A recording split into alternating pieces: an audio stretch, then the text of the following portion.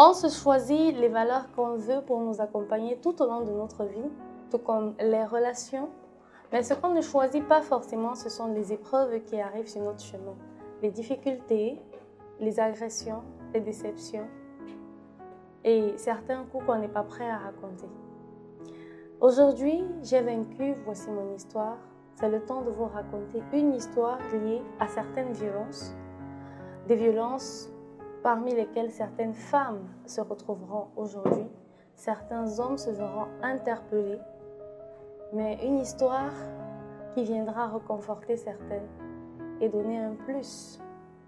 Sinon, un coup pour que des femmes se lèvent et choisissent de changer la vie qu'elles mènent et certainement la vie de leurs futurs enfants.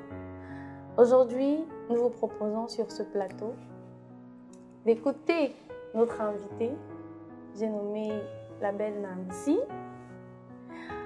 que nous allons accueillir. Bonsoir, bienvenue. Bonsoir. Tout va bien? Ça va? Oh, ça se voit rien qu'avec le sourire. Alors, bienvenue sur ce plateau, c'est J'ai vaincu, voici mon histoire, mais ton histoire plutôt. Une histoire, comment tu la qualifierais déjà? Bon, je dirais qu'aujourd'hui, je suis passée à autre chose. Je dirais que c'est une histoire de ma vie que je devais vivre. C'est-à-dire que pour moi, ce n'est plus choquant, ça n'a plus... Il y a plus... J'ai fait l'effort de sauter le cap, du coup, je vais me dire que c'est une période de ma vie comme la naissance et tout le reste qui devait être vécu. Waouh, waouh. Et venons donc à cette histoire. D'abord, qui est Nancy? Comment tu te présenterais à toutes les personnes qui nous regardent? Bon, Nancy Mebou, je suis quelqu'un d'assez simple, très drôle, je dirais, parce que au quotidien, les gens sont toujours en train de me trouver très drôle, toujours en train de parler. Mais c'est vrai qu'après ce que j'ai vécu, parfois j'ai du mal à parler. Il y a des gens qui trouvent que je suis plus dans le gestuel que dans la parole. Parce que traverser ça, c'est se donner vraiment beaucoup d'années de guérison. Et ça se travaille, mais aujourd'hui, je dirais que je suis quelqu'un d'assez épanoui. Je suis entrepreneur, je suis tranquille dans ma vie, une maman comblée par ses 2 grosses filles. Donc voilà qui est Nancy Mebou. Wow. Et voilà, qu'est-ce qui s'est passé? Enfin, qu'est-ce qui a pu voler ta joie? Bon, voler ma joie peut-être sur 3 ans, je dirais. C'était 3 ans assez pénibles, mais voler ma joie, la violence psychologique et la violence physique de par mon conjoint.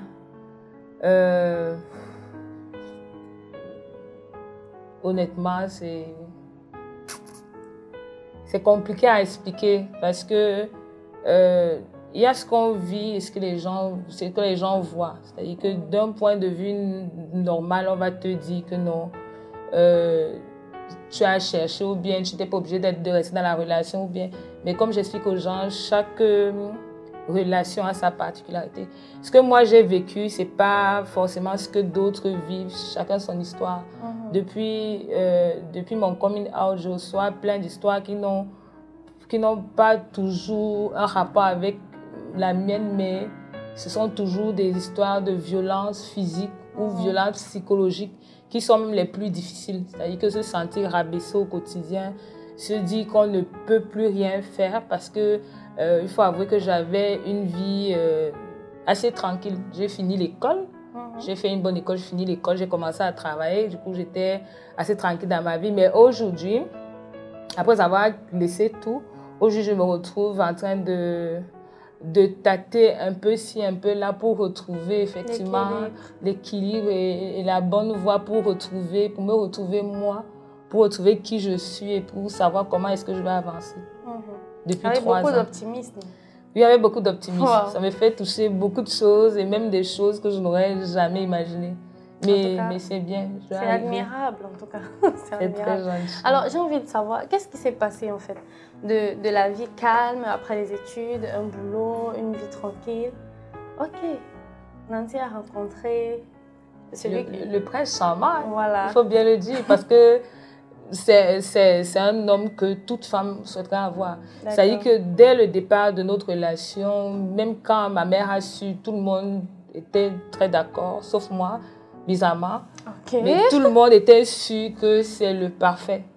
C'est parce qu'effectivement, c'est ce qu'il dégage. C'est un homme, et généralement, les pervers narcissiques sont comme ça. C'est un homme très poli, très charmant, oui, très grand de taille. Le prototype que les femmes fortes aiment voir. Donc, c'est ça, mais dès le départ, pour être honnête, j'ai senti qu'il y avait un truc qui buguait, peut-être parce que rapidement, j'ai cerné une personnalité de lui qui n'arrivait pas à présenter. D'accord. Mais bon, parfois on se dit qu'on peut passer outre ça, il y a d'autres choses qui sont plus importantes. Pas vraiment dominant. Oui, voilà, donc on néglige, mais c'est après qu'on se rend compte que c'était là qu'il fallait, c'est par là qu'il fallait commencer. Et comment est-ce que son coming out, cette personnalité refait surface dans quelles conditions? Son coming out, c'est banal, hein, c'est-à-dire que ça n'a rien à voir avec, je ne sais pas, les causes normales de violence. J'étais en train de finir l'école et j'avais besoin d'être la meilleure de ma classe. D'accord. Et à ce moment-là, il fallait que je fasse un break de la relation parce qu'il fallait que je me concentre. Il faut bien savoir que quand on est en couple, on a besoin de donner de sa personne en couple, on a besoin de... Et moi, j'avais vraiment à ce moment-là besoin de me focaliser sur mes études parce que j'avais une promesse que j'avais faite à mon père. D'accord. Et il fallait absolument que je l'honore. Donc, il fallait que je sois parmi les meilleurs. Pour ça, il fallait que je sois très concentrée. Et pour être concentrée, il fallait qu'on fasse un break. Donc, je lui ai expliqué que par rapport à l'école, il faut qu'on fasse un break. Sur le coup, il a donné l'impression de comprendre, mais en fait, plus tard, j'ai compris qu'il n'avait pas compris. Un soir, avec des camarades, on était en train d'essayer de causer sur comment va se passer après les soutenances, comment ça va se passer. Et je reçois un appel de lui, je ne décroche pas. Et plus tard, il appelle mon meilleur ami, parce qu'on fréquentait ensemble. Et je me demande, mais comment il a eu son numéro? Et là, mon meilleur ami vient me dire, mais Nancy, il y a ton mec qui m'appelle. Je me dis, mais comment il a eu ton numéro? Et je lui ai dit qu'on est à l'école, il est en train d'arriver. Je dis, ok, comme il est en train d'arriver, moi je rentre parce que je lui ai dit que j'ai besoin d'espace et tout. Et je suis rentrée chez moi. Donc, chez moi, j'étais au niveau 1. Et le portail n'était pas très loin de moi, du coup. Et c'était la dernière personne qui entrait, qui fermait. Bon, c'était un logement où tout le monde avait sa clé. Du coup, moi, j'ai fermé, mais mon voisin, il est entré après, il n'a pas fermé. Et lui, il est arrivé. Il est arrivé chez moi, il a toqué. Dès qu'il a toqué, j'ai éteint toutes les lumières. Il s'est demandé, mais comment tu éteins les lumières? Donc, pour lui, c'était problématique. Il a commencé à bavarder et il m'a cassé la porte. Oh. Il a cassé la porte et il a cassé la porte centrale et est venu casser la porte de la chambre. Et en fait, moi, je n'ai pas réalisé sur le coup que les portes sont en train de se casser. Pour moi, c'était... Il cogne juste, mais sans plus. Mais en fait, il démontait les portes. Et j'ai sauté quand il est entré dans la chambre. Il a commencé à me gronder. Pourquoi tu ne veux pas me parler? J'ai dit que non, attends, excuse-moi. Non, c'est... Bon, sur le coup, je n'ai pas su qu'il pouvait aller plus loin. Je me suis dit que non, peut-être il y a quoi? J'ai essayé de calmer les choses, on est passé à autre chose, mais il fallait toujours que je lui ai toujours expliqué que je ne peux pas me concentrer et avoir du temps à te consacrer. Il faut aller, il faut sortir, il faut se balader, c'est beaucoup. Et pour lui, c'était inconcevable. Et que pour lui, il ne peut pas être dans une démarche objective. Et moi, je suis en train de dire que je ne veux pas faire ma vie avec lui, mais je lui ai expliqué que c'est un problème d'école. On est passé dessus. Après, il fallait que les enfants... Parce que les enfants n'étaient pas là. Et après, il fallait que les enfants viennent en ville. Et avant que les enfants ne viennent en ville, j'avais un stage à Douala, à Inéo. Et il a déménagé ma maison à moi, pour installer chez lui. Ok. Et quand il est installé chez lui, bon, je lui ai expliqué que non, c'est pas normal, mais maintenant il y a les enfants, on ne peut pas vivre comme ça, il faut... Il m'a dit, il n'y a pas de souci, on va voir les parents et tout. Et je lui ai dit que bon, attends, maman va passer dans la ville, disons qu'elle va venir. Moi, en fait, le truc, c'était que ma mère devait venir lui dire que ce n'est pas comme ça que ça se passe. c'est pas normal, tu peux pas vivre en concubinage et tout. Mais ma mère m'a dit, mais attends, c'est un homme. Pourquoi tu veux pas essayer? Mais ok. vas-y. Et je lui dis, mais non, il y a les enfants, c'est... Elle me dit, non, c'est pas grave. Il faut bien commencer la vie et tout ça. Et là, les enfants, avec quel âge? Mes filles avaient 6 ans et 2 ans. Wow. 6 ans et 2 ans. Oui, je pense 6 ans et 2 ans par là. Oui, 6 ans et 2 ans par là. Et ma mère avait accepté. Mais sauf que moi, je n'étais pas prête à tout ça. Et un jour, je lui ai dit, non, il faut que je parte. Donc, et le soir, les enfants sont rentrés, sont allés d'abord à l'ouest, le temps que je trouve la maison pour revenir. Et j'avais trouvé un logement. J'ai trouvé le logement, je vivais tranquille en attendant que les enfants viennent. Et il est quand même venu casser la porte. Et m'a dit qu'il n'est pas concevable qu'on se sépare. Et il m'a battu. Il m'a cassé 3 côtes, déboîté l'épaule gauche. J'avais des bleus partout sur le corps. Parce qu'il m'avait frappé avec le bout de la ceinture. Ça, c'est la première fois. Il m'avait frappé avec le bout de la ceinture. C'est-à-dire qu'il s'arrangeait à ce que ce n'est que le bout de la ceinture qui me frappe. Parce que pour lui, j'étais têtue. Comment est-ce qu'on veut me donner un bel avenir et je suis en train de raconter du n'importe quoi. Et en fait, c'était ça le départ. Et honnêtement, on va te dire que non, quand tu as vu comme ça, il fallait partir. Non. C'est de là que c'est parti. Et ça a l'air banal, mais ça a été comme ça peut-être sur 3 ans et demi. Sans être mariée légalement? Sans être légalement mariée. Sans avoir fait un mariage traditionnel? Sans avoir fait un mariage traditionnel. Mais à chaque fois, les parents, la maman disait toujours de rester. Bon, c'est compliqué parce qu'à un moment donné, quand tu parles à quelqu'un tout le temps, tu es fatigué de lui poser un problème parce que la personne ne réagit pas. Ouais. Donc, c'est la première fois. Puis mes enfants sont venus. Ils sont venus finalement pour vivre avec moi. Et comme ma mère, au départ, n'avait trouvé aucun problème, pour lui, c'était le motif. Il faut dire que j'étais seule dans la ville et là, j'avais déjà commencé à travailler. J'avais mon travail, j'étais à l'aise. Et j'avais décidé parce que mes enfants vivaient plus avec ma mère. Donc là, j'avais fini l'école, j'ai trouvé un travail, j'ai récupéré les enfants et là, on pouvait commencer notre vie toutes les 3. Donc, quand ils sont venus, il a imposé qu'on vienne chez lui parce qu'il a encore tout vidé pour chez lui. Et il venait de déménager la maison chaque fois? Oui, oui. Je me suis fait suivre, même quand je partais. En fait, c'est qu'à un moment donné, je me suis rendu compte que ça ne sert à rien de partir. C'est pour ça que je dis que les histoires peuvent se ressembler, mais ce n'est pas la même histoire. Donc, les enfants sont revenus. Il a imposé qu'on vive ensemble. Je crois que j'avais posté une photo où j'ai été mordue. Et je lui ai dit à un moment donné que je ne peux pas, parce que je ne veux pas que ce sont des filles, pas qu'elles grandissent avec cette éducation-là. Et un soir, je lui ai dit que bon, on a trouvé un nouveau logement, on va partir. Et il s'est tellement énervé, il m'a serré et il m'a mordu. Il m'a mordu jusqu'à la dent supérieure est entrée à l'intérieur de ma joue. C'est-à-dire que lorsqu'on touche, il y a une cicatrice là. Sur l'image, on a l'impression que c'est simple, mais après, il y a les dents. Il faut faire attention aux morsures parce qu'il y a des dents qui ont des espèces de venin. C'est-à-dire que quelqu'un peut te mordre, tu n'as pas de séquelles légèrement, et une autre personne te mord, on va jusqu'à amputer ton bras. Du coup, il a fallu qu'on me traite complètement la joue pour qu'elle soit OK. Bon, j'étais quand même fatiguée aussi de devoir me justifier au travail, ce qui se passe. Donc, ce jour-là, j'avais dit que j'étais sortie avec 2 copines et elles sont fâchées pour je ne sais trop quoi. En arrêtant une, elle m'a mordu parce qu'il faut bien justifier tout ce qui se passe. Je n'ai pas envie de...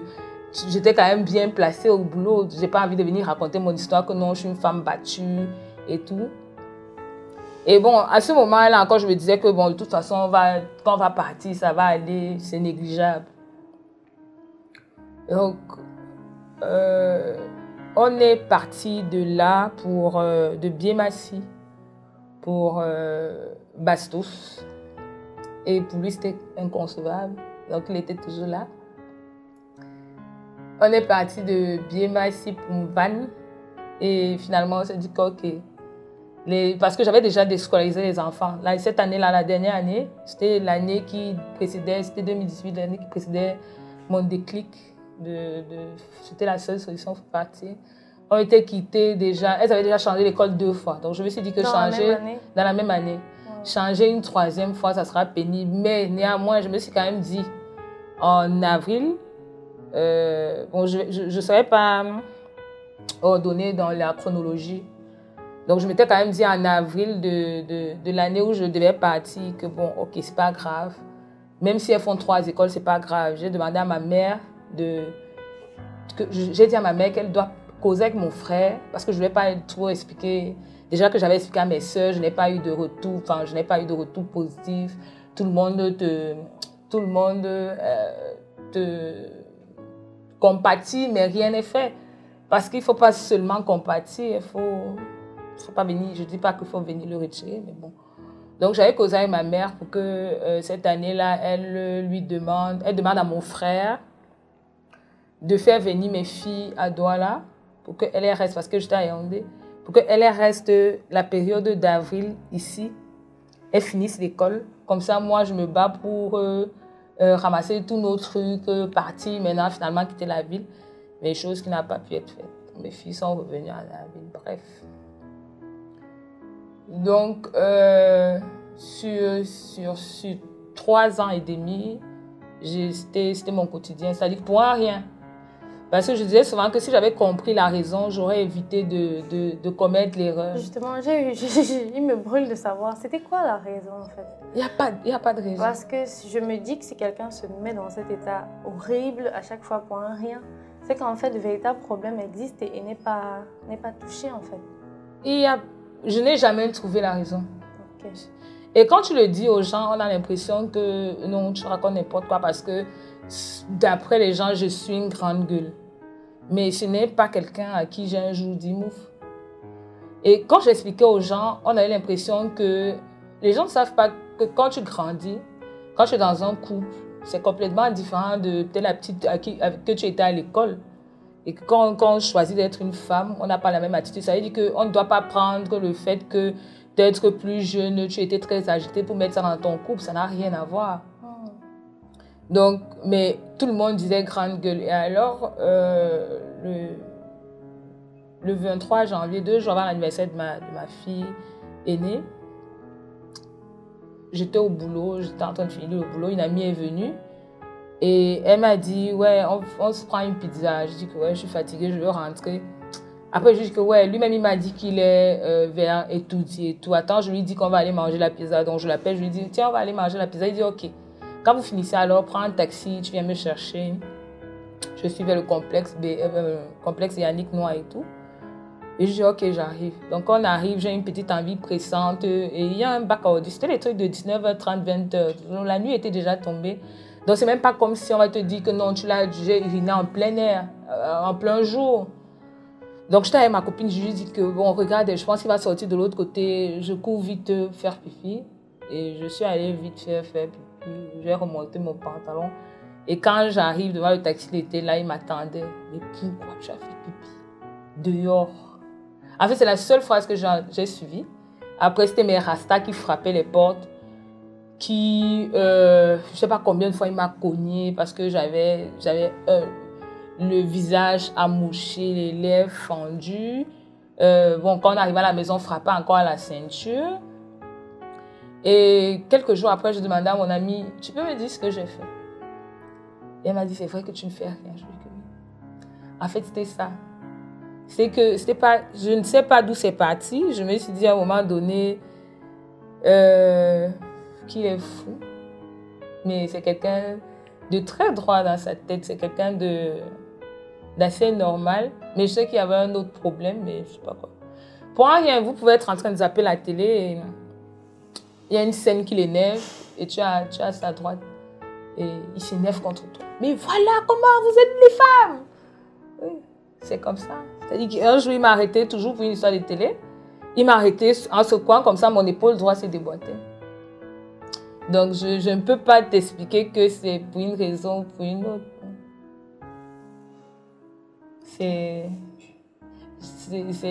c'est encore plus difficile et plus douloureux de ne pas savoir quel est le problème. Oui, parce qu'on ne sait pas comment le résoudre. Oui. Et j'imagine qu'à chaque fois, c'était nourri d'espoir, comme quoi, ok, c'était peut-être une erreur, c'était peut-être un accident. Comment est-ce que tu as fait pour tenir 3 ans? Bon, la première bourde, c'est que la première fois que ça s'est passé, j'ai fait l'erreur de contacter des amis qui avaient été victimes de violences et qui ont continué leur relation.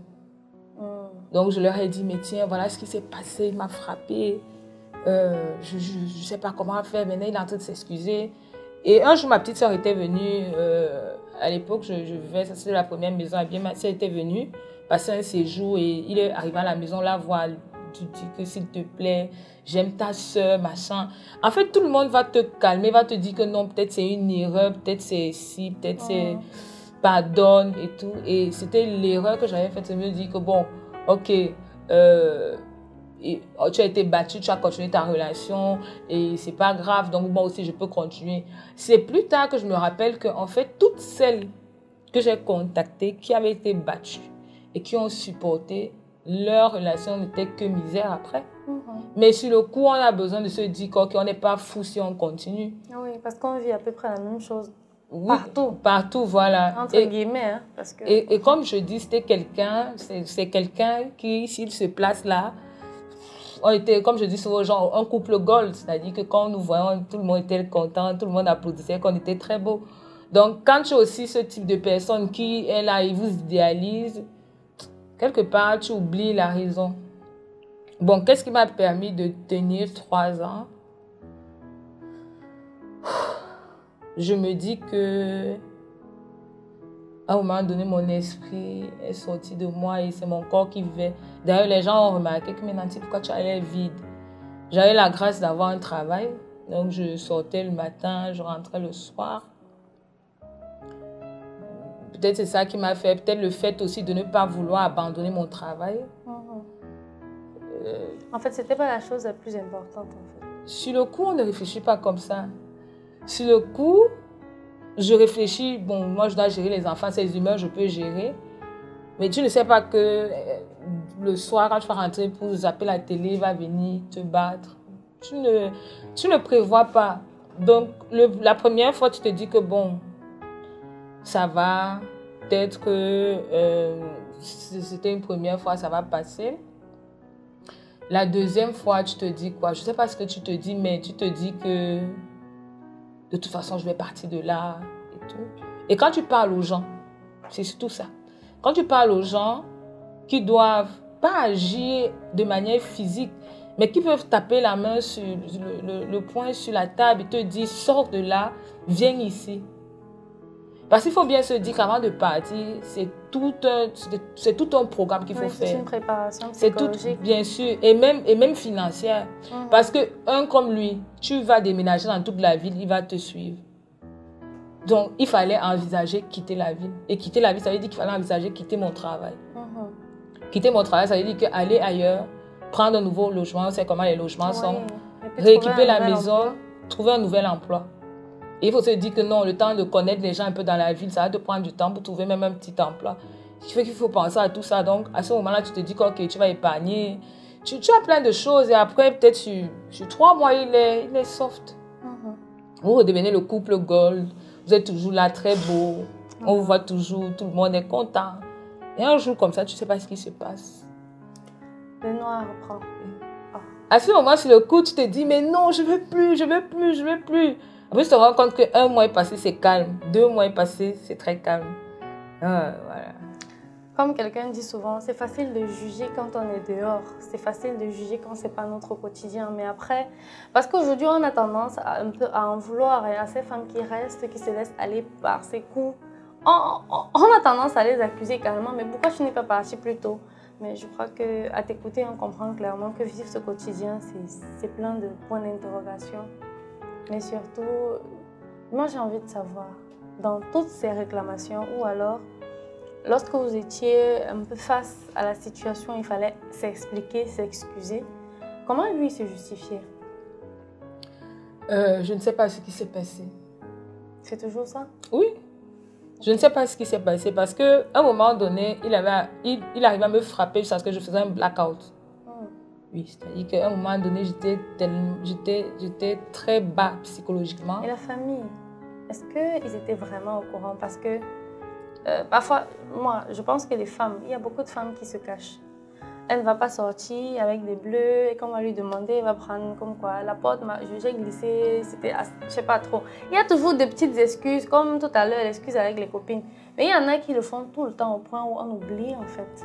On oublie attention, elles ont besoin d'attention. On oublie de vraiment garder un œil sur elles, de prendre soin d'elles, de prendre des nouvelles et d'être même présent. Parce que je pense que si on a une femme battue à côté de nous, le fait que son conjoint, son partenaire sache qu'il y a des personnes qui sont présentes et qui sont prêtes à prendre soin d'elle, ça pourra diminuer un peu de son poids. Mais ça, c'est vrai.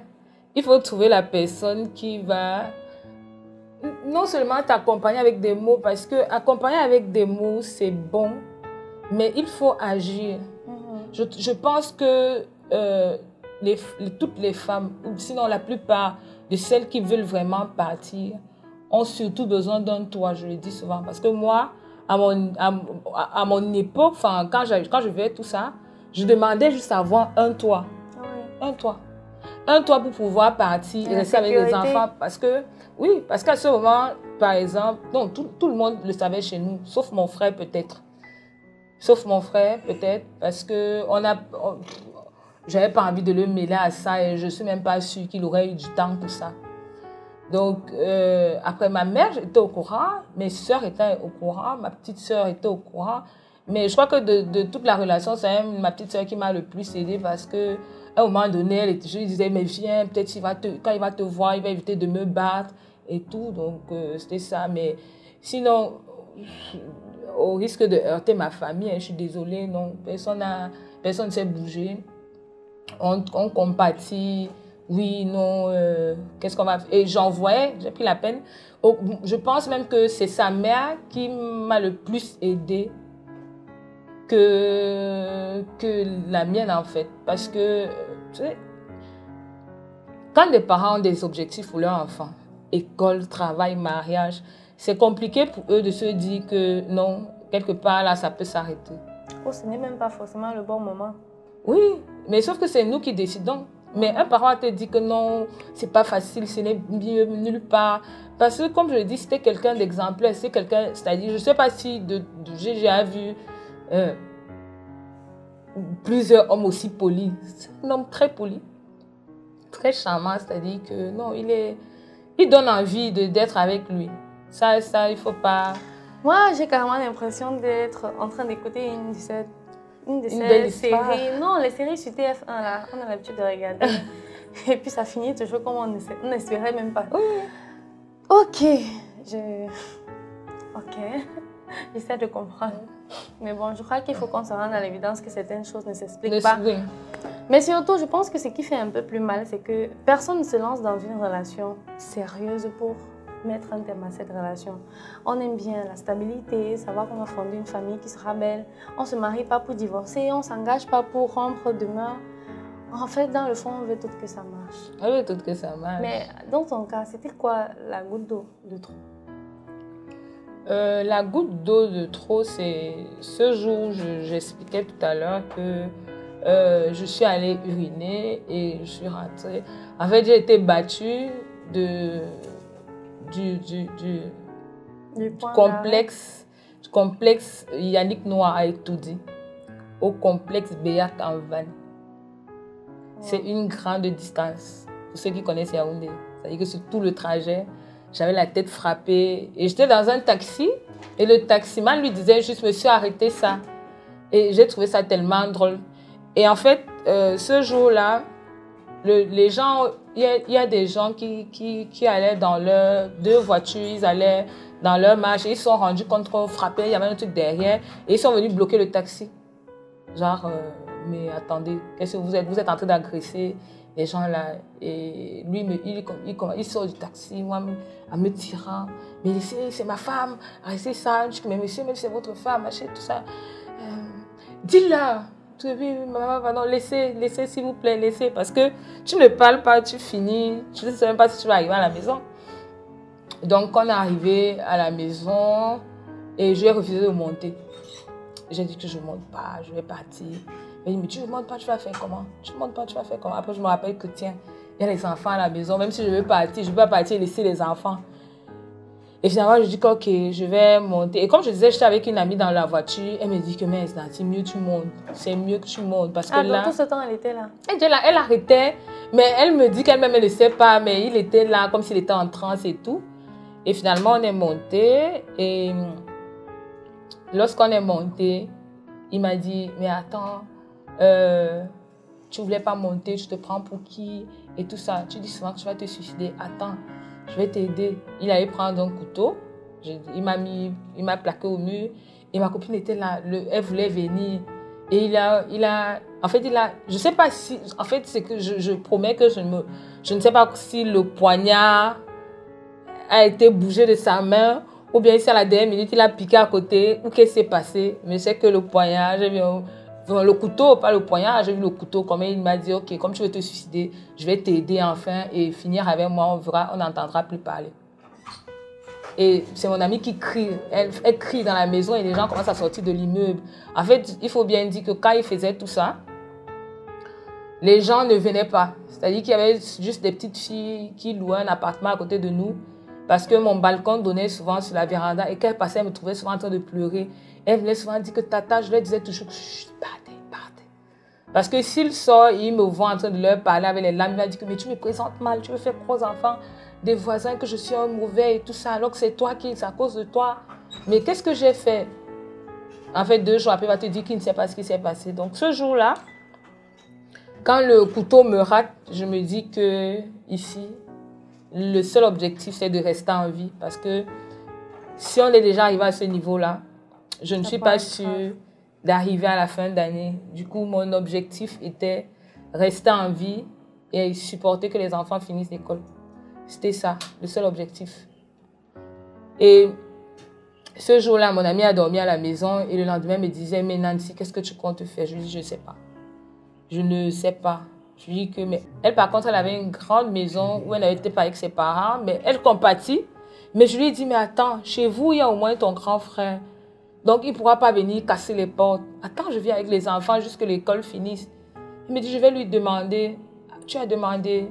Je ne sais même pas, il dit qu'il va prendre sa femme, que finalement. Tu vois, on retombe dans ça. Des gens. On n'a pas de repères. Des gens qui veulent. Pas d'abri. J'ai envie de dire qu'ils font semblant de compatir parce que c'est faire semblant de compatir.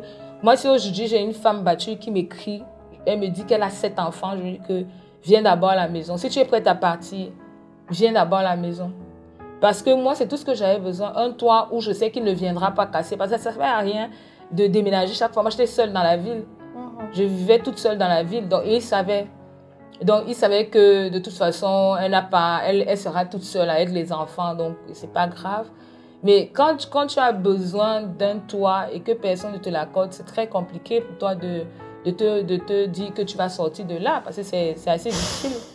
On va voir des femmes, on va dire que non, parfois, et les gens arrivent à me dire aujourd'hui que non, vraiment, l'amour vous dérange, mais ça n'a rien à voir. Donc, dans mon histoire, on n'entendra jamais parler d'amour parce que je suis quelqu'un qui sait se détacher. Mais le problème, c'est que même dans le détachement, si tu déménages aujourd'hui, c'est peine perdue. Tant que tu restes dans la ville. Donc, le déclic, c'était que je me suis dit que, ok, ça veut dire qu'il est conscient que psychologiquement, je suis à terre et il réussit quand même à me dire qu'il va me tuer et se tuer. Ça y est qu'il y a un problème. Et dès ce jour, j'ai décidé, ok, de me battre pour être le plus que parfait dans la relation. Parce qu'il fallait, honnêtement, je ne savais pas d'où ça venait, comment ça se déclenchait. C'est-à-dire que tu avais beau être la plus parfaite, il y avait toujours un problème. Mais que tu ne connais pas en fait. Et que lui-même n'arrive pas à te dire, mais tiens Nancy, c'est parce que si c'est passé. Bon, comme chez nous, on consulte pas les psychologues. Du coup, on arrive à vivre avec ce genre de situation parce que là, c'est un réel problème. Non, lui parler de psychologue, même c'est encore toute une autre histoire, oui. Parce que moi, à un moment donné, j'ai dit à sa mère que mes mamans, il n'arrive pas à expliquer. Est-ce qu'à toi, il dit ce que je fais? Elle me dit non. Mais moi, je ne le connaissais pas comme ça. Je dis, comment je ne sais pas, c'est ton fils. Mais attends, amenons-le chez un pasteur. Et on est allé voir un pasteur. Et il a expliqué au pasteur que non, ça fait qu'il ne sait pas pourquoi. Mais le pasteur lui a dit que tu sais, mon fils, je vais d'abord travailler avec toi. Après, on va voir comment on peut travailler sur une thérapie de couple. Quand on est rentré le soir, c'est les baffes. Parce qu'il a dit que tu as laissé le pasteur croire que je suis fou et qu'il doit d'abord travailler sur moi alors qu'on partait là-bas pour tous les deux. C'était fatigant d'essayer de trouver des solutions. Partir, c'était pas possible. Travailler sur lui n'était pas possible. Oui, finalement, je me suis donné pour objectif de rester en vie jusqu'à la fin de l'école. Et la fin de l'école tombait le 7 juin de cette année-là. Donc, comme je dis, en avril encore, il y a eu beaucoup de... J'ai été très secouée. Et j'ai dit que, OK, je ne suis pas obligée d'arriver en juin. Il faut que, autant que les enfants soient scolarisés à Douala, encore là, ce n'est pas possible. Donc, je me suis dit que, OK, Nancy, tiens le coup. N'importe ce qui va se passer là maintenant. La veille même de mon départ, j'ai été battue, mais je savais que mon objectif, c'était de partir demain, donc bas moi. Oh. Donc, c'était ça en fait. Ça dit que je restais positive, même sur les bastonnades, je restais positive. Tout ce que je protégeais mon visage parce qu'à un moment donné, j'étais fatiguée d'avoir à me justifier. Donc, ce que je faisais, c'est que je mettais des longues manches parce que j'avais les bleus souvent partout, vu qu'il aimait bien le bout de la ceinture sur le corps. Donc, bref, j'ai accepté de vivre comme ça. Les enfants aussi, c'était très traumatisant. Et je leur ai dit que dès qu'on finit l'école, on part. J'ai dit ça à ma fille aînée. Dès qu'on finit l'école, on part. Mais chut, faut pas parler. Et comme elle était déjà un peu plus grande, oui, elle a compris. Tout ce qu'on attendait, c'est de finir. Alors, l'année-là, comme j'avais un bon travail, j'avais eu une promotion, je me suis dit que je me fais un cadeau. Je me suis prise une grande télé en début d'année. J'ai pris une grande télé et c'est la seule chose que j'ai jusqu'à aujourd'hui. J'ai un sac à dos que je traîne un peu partout. Ce sont les deux choses que j'ai depuis. Quand la fin d'année arrivée, la fin d'année scolaire arrivée, ce jour-là, nous, on avait un mariage, on devait aller à un mariage. Et je lui ai expliqué que non, il y a la fête des enfants à l'école, je ne peux pas aller au mariage. Il s'est fâché. Il m'a dit que je suis quelqu'un d'indécise, comment je l'accompagne puis au mariage et tout. En fait, moi, c'était pour que, comme il part là, je peux vérifier s'il y a 2-3 choses que je peux prendre. Non, pas avoir du temps pour libérer la maison, c'est peine perdue. Pour prendre des choses sans être agressé. Voilà, sans être, voilà. Il fallait qu'il parte et que les enfants, je leur dis que le matin, il faut qu'elles disent ceci, comme ça, on pourra sortir et tout. Donc, le matin, quand il est revenu, il était assez énervé parce qu'au final, on devait aller au mariage. Je lui ai trouvé une excuse. Mais je devais le retrouver au milieu de la soirée. Ce n'est pas fait. Je lui ai dit que je me suis endormie. Il était très, très fâché et tout. Après, je lui ai dit que non, repose-toi d'abord. On en parlera quand tu vas te réveiller. Ça ne sert à rien maintenant et tout ça. Attends, j'accompagne les enfants parce que je dois aller les déposer pour 2 semaines. Attends, je peux les accompagner et tout. Et je savais que chaque fois que je sortais, il avait l'habitude de me guetter du balcon. Donc, pour la télé, je lui avais expliqué peut-être 2 semaines avant que, en fait, pour être honnête, je n'avais pas fini de payer. Je voulais nous offrir le cadeau là à la maison et tout, mais finalement, je n'ai pas pu finir de payer. Là, le gars en train de me mettre la pression, il me dit, mais non, attends, c'était peut-être un mardi. Il me dit, mais non, attends, le week-end, je vais te donner l'argent, on va finir la télé, ne la sors pas, juste que non. En fait, j'ai l'impression de me menacer, les plaintes et tout ça, qui va venir faire le bruit au bureau et tout. Donc, c'est mieux que je renvoie là, qu'il reprenne la télé, comme ça, dès qu'on va finir, on va prendre un autre truc. Il m'a dit, OK. Donc, j'ai appelé ma petite soeur parce que je faisais le coup avec ma petite soeur. Et je lui ai dit, tiens, je t'envoie la télé parce que finalement, j'ai trouvé une excuse et ça a marché. Je te l'envoie très tôt le matin. Il fallait que pour qu'il ne change pas la vie, il fallait que j'envoie ça quand il dort encore dans la nuit. J'ai vite emballé la télé très tôt le matin. Je me suis levée, j'ai expédié la télé à Douala, ma petite soeur était à Douala. Et je savais que bon, sur les 2 semaines, là, on peut jongler, il peut encore me doser un peu parce que surtout qu'il n'y a pas la télé, c'est gérable. Je savais que dans 2 semaines, de toute façon, on sera parti. Et voilà. Donc, le jour de la fête des filles, ma fille me rappelle que mon chat a dit que demain, on va partir. Donc, n'oublie pas juste que demain, on va partir. Mais il faut que tout le monde dorme, mais dorme bien. Donc, le matin du départ, j'ai pris le sac à dos, j'ai chargé quelques vêtements parce qu'on était en train d'aller sur Douala sans avoir dit à personne. On venait s'incruster chez mon oncle. Mais il ne fallait pas que je dise parce que je pouvais laisser bruiter un truc et qu'il soit en alerte. Donc j'ai mis les trucs dans le sac et on a voyagé ce jour-là, on est parti. Et je ne suis plus jamais revenue. Au départ, je me suis dit que non, je ne peux pas laisser mes choses comme ça, elles m'ont coûté cher. Mais en fait, après, je me suis dit, un jour, il m'a appelé peut-être 2-3 semaines après parce que je lui ai inventé des trucs. Je lui inventais des trucs, pourquoi? Pas parce que je voulais rentrer, mais en fait parce que comme j'étais déjà seule, je voulais maintenant rentrer, récupérer toutes mes choses qui sont chères et qui m'étaient chères à moi. Sauf qu'au bout de 3 semaines, il m'appelle, il me dit, mais une dame ne quitte pas son foyer. Mène-toi ici et tu vas voir. Quand j'ai raccroché comme ça, j'ai seulement écrit à sa mère que maman, je ne suis plus de votre famille, donc merci pour tout, c'était bon. Et je suis partie. Et vous vous êtes revus entre-temps? Oui, on s'est revus récemment. Et c'était comment? Et bizarrement, c'était tranquille, oui. Pourquoi? Parce que dans mon travail psychologique avec des psys, tant que j'avais de la rancœur, je n'évolue pas. Des blessures de l'âme qui empêchent finalement l'esprit de se développer. Et en fait, c'est toi qui es perdant. Parce que lui continue sa vie.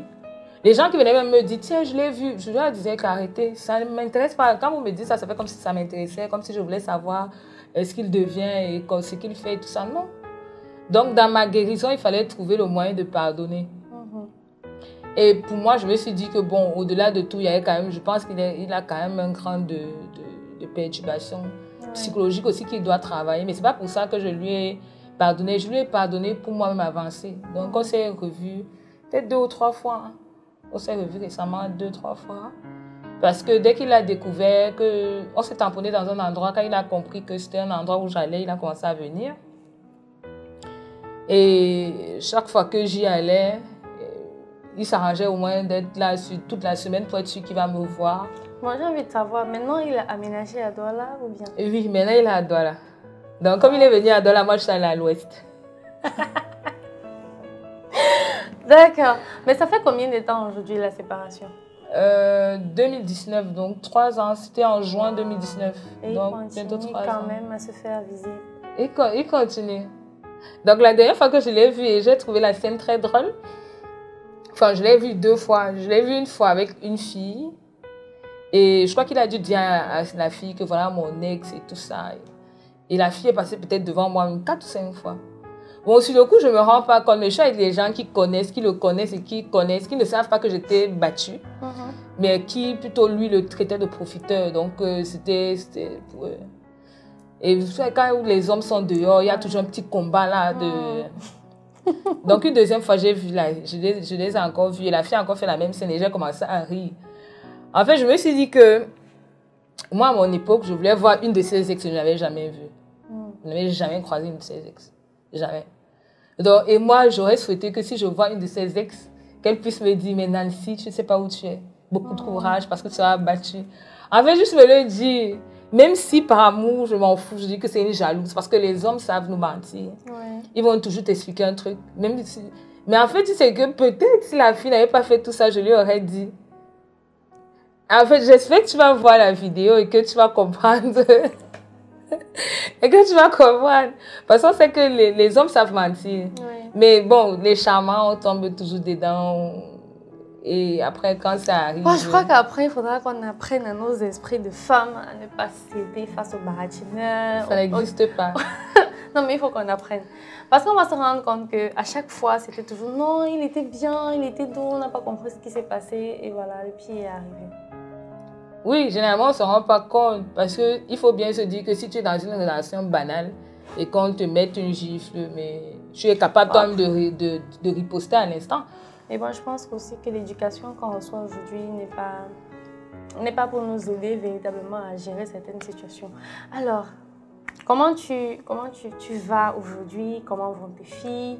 Est-ce que les séquelles sont passées? Parce qu'après, il y a des filles qui grandissent avec des appréhensions négatives sur le mariage.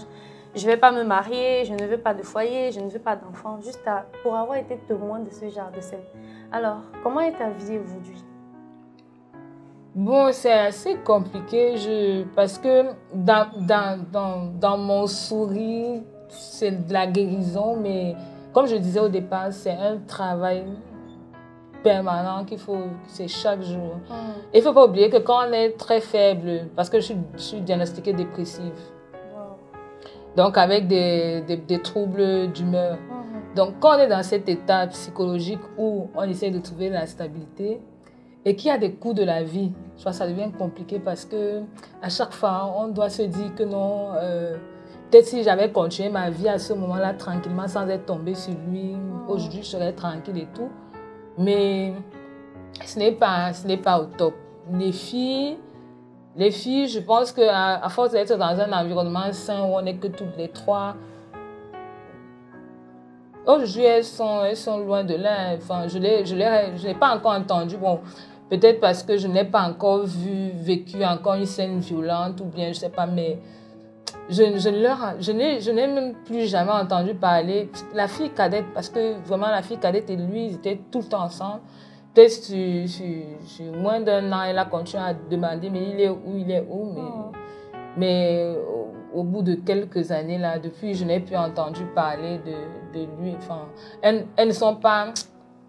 Peut-être dans 4-5 ans qu'on comprendra, parce que moi, je te prends un exemple sur moi, c'est-à-dire que moi, on a l'impression que peut-être déjà plus petite, les parents qui étaient séparés de corps mais pas divorcés, mais on a l'impression que c'est banal, mais ce sont des choses qui restent dans la tête. C'est-à-dire que moi, aujourd'hui, l'une des raisons pour lesquelles quand on me disait que va directement les mariages et tout ça, non, chez nous, on sait que pour moi, c'est problématique. C'est-à-dire que je ne suis pas là pour faire un mariage qui va échouer.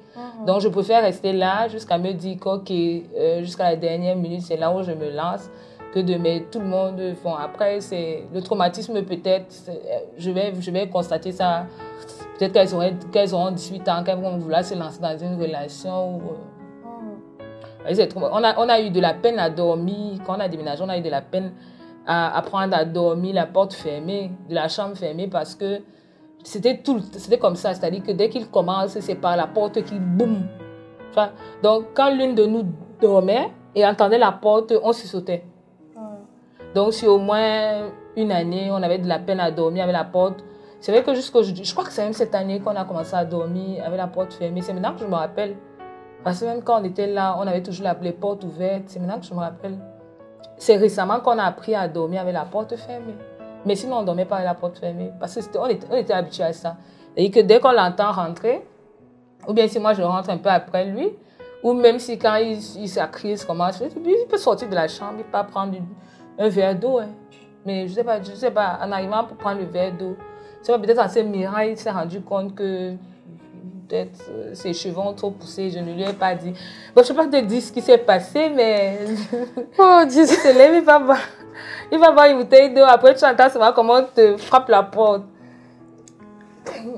En fait, c'est que je me rappelle même de ces mots pour pouvoir t'expliquer une scène qui était logique, vraiment, parce que il n'y en avait pas. Je ne tire pas sur lui. Et ce que je vais dire va paraître insensé, mais en dehors de ça, c'est un homme que j'aurais conseillé à des gens. Hein. C'est un homme que je conseillerais. Hein. C'est-à-dire que c'est l'un des meilleurs hommes que j'ai connus. C'est-à-dire que si on enlève ça, mais la violence va avec lui. Ce qui fait que, non, c'est impossible de le recommander, comme on dit, c'est-à-dire une recommandation.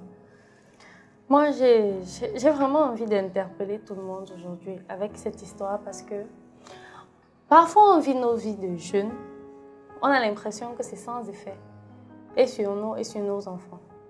Mais après, les enfants grandissent avec des carences, font des dépressions qu'on ignore même, ont des manques qu'on ne perçoit pas, grandissent avec cela et cherchent à les combler autrement. Ça peut être un choc qu'il a vécu par exemple quand il était tout jeune.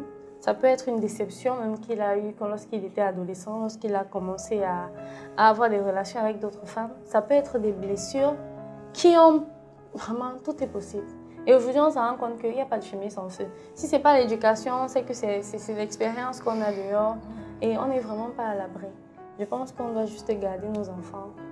Pas les garder dans la maison, à l'abri des bruits et de tout ce qui sent mauvais là-dehors, mais vraiment leur montrer la véritable face du monde tout en leur donnant tout ce qu'on a de meilleur. Comme je disais au début, ce sont les valeurs qu'on se choisit qui nous guident. Oui, mais vraiment, je crois qu'on n'a pas choisi. On ne choisit pas ce qui va manquer. Des personnes sont blessées, mais vraiment énormément blessées. C'est vrai qu'il y en a qui arrivent à gérer leurs blessures, qui arrivent à gérer leurs manquements, mais il y en a qui ne s'en sortent véritablement pas et font des victimes. Et de quoi interpeller tout le monde est, vivons bien nos vies, mais vraiment pensons aussi que nos actes ont des conséquences très profondes sur les autres, surtout sur notre progéniture. On ne sait pas ce qui a Vraiment, je n'aimerais pas... Sincèrement, j'aimerais pas... Vivre ça. Non, je n'aimerais pas creuser en profondeur. Parce que, oui, parce que si on va chercher les fantômes, les démons de ce monsieur, on trouvera quelque chose qui n'est pas très très joli. Arriver à ça. Je ne veux pas je ne veux pas lui trouver des excuses. Mais j'ai connu sa famille. Sauf si j'ai eu des choses qui m'ont été cachées. Mais je me dis que ça doit être effectivement...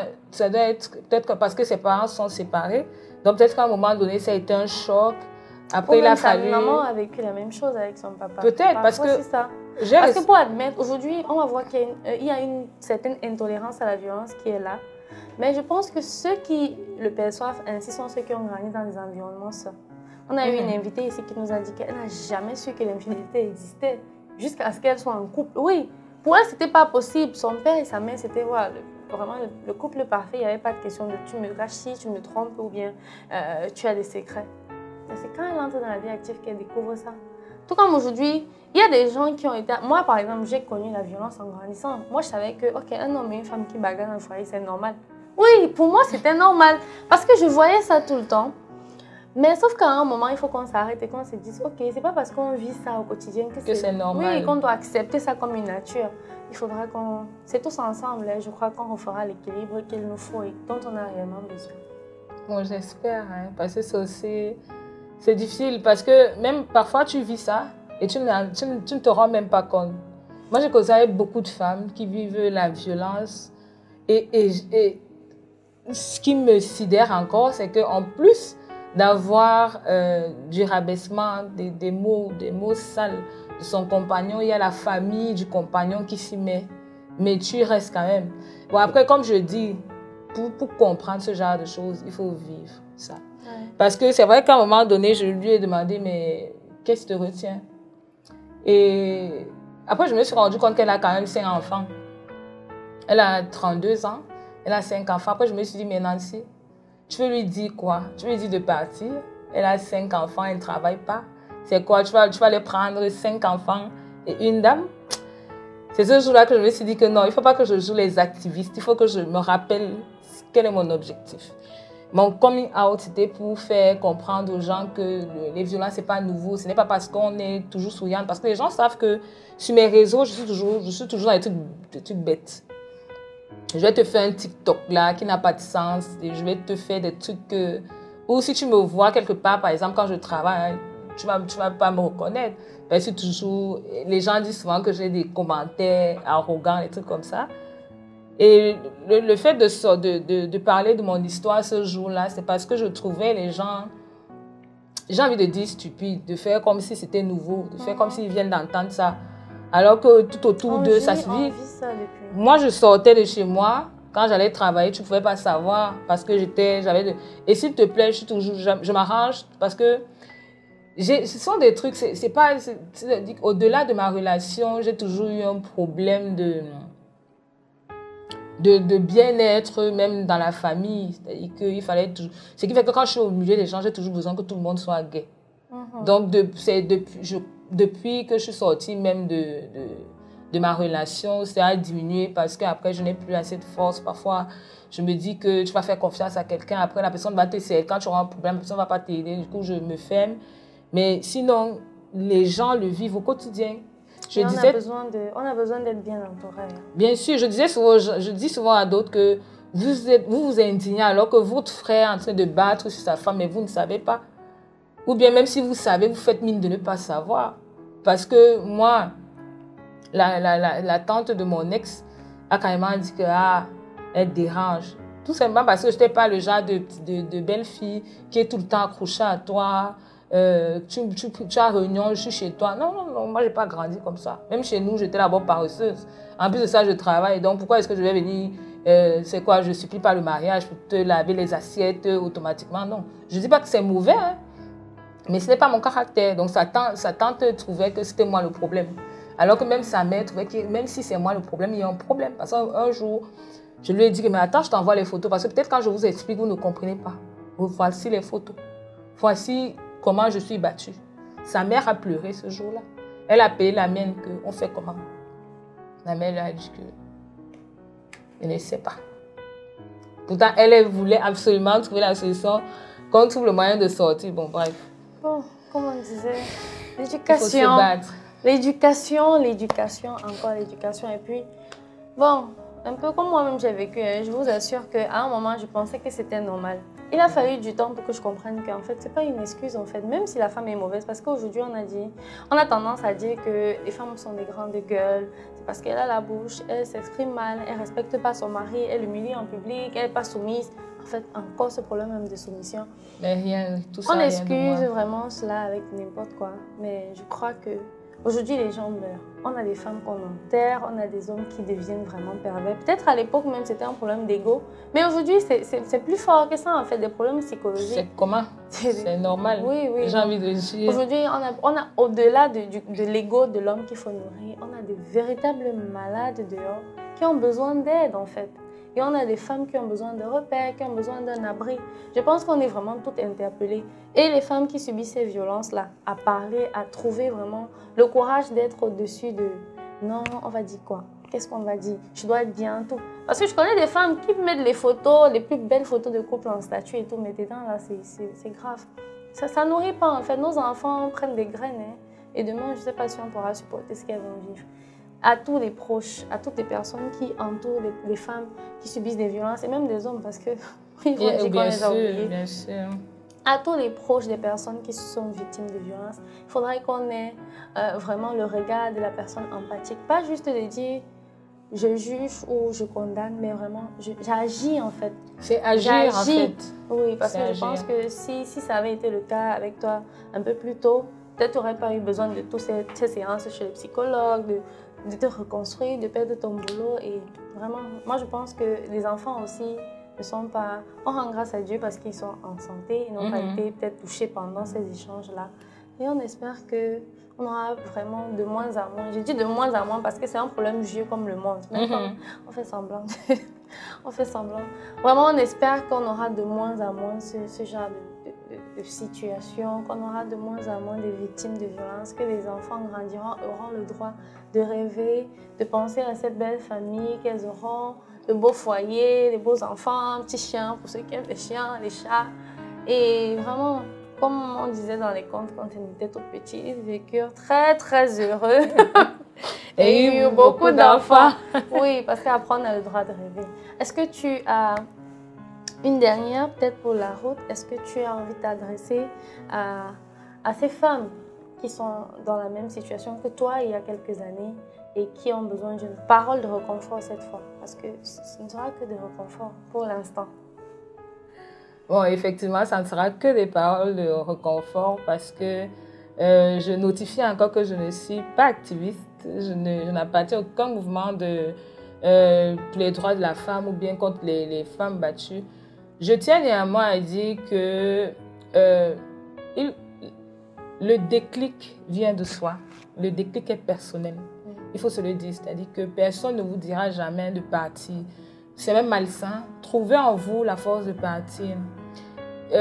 Les femmes battues qui croient protéger leurs enfants en restant, ils se trompent parce que aujourd'hui, si tu meurs, tu laisses des orphelins et le bourreau va continuer à vivre sa vie. Une autre femme viendra être battue et va battre tes enfants et il y aura beaucoup de choses. Si tu as la possibilité de partir, n'hésite pas à partir. Si tu as une famille qui peut t'accueillir, n'hésite pas à partir. Même si tu as 5 enfants, tu peux te reconstruire.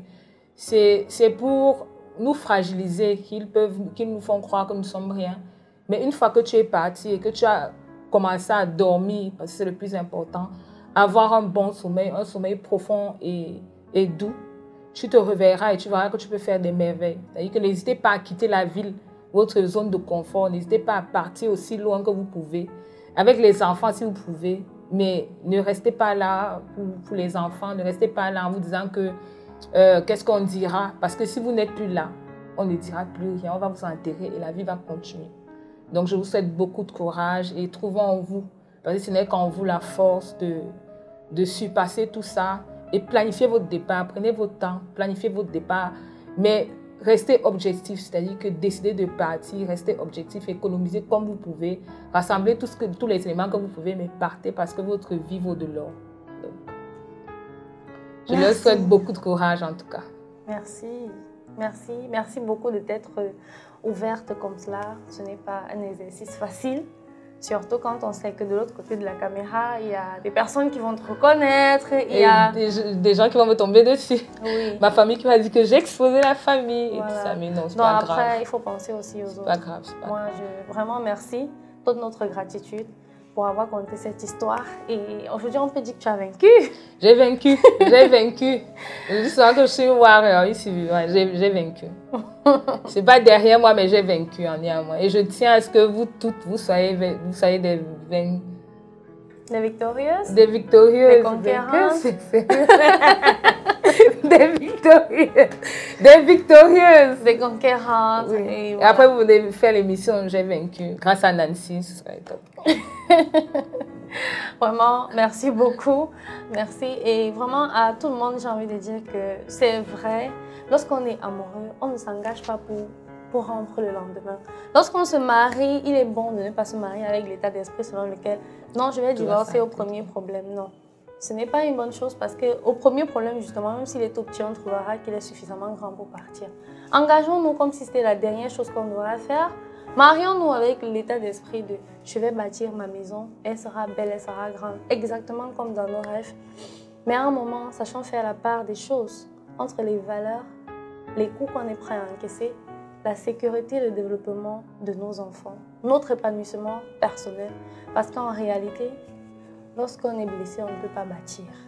Et puisque notre vie est faite pour bâtir, pensons et vraiment que l'Éternel nous donne suffisamment de sagesse pour savoir quand c'est le moment de s'arrêter et quand c'est le moment de foncer.